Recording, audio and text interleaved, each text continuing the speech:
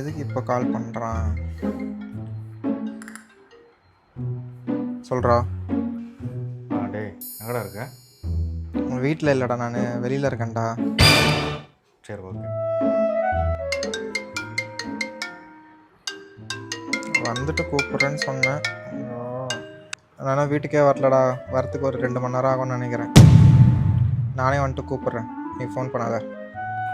Big Boss season 9 contestants.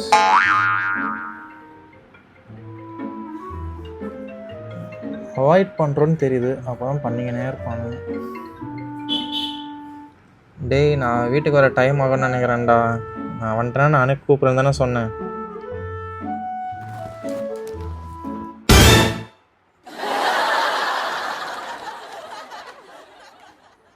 யாராரோ நண்பன் என்று ஏமாந்த நெஞ்சம்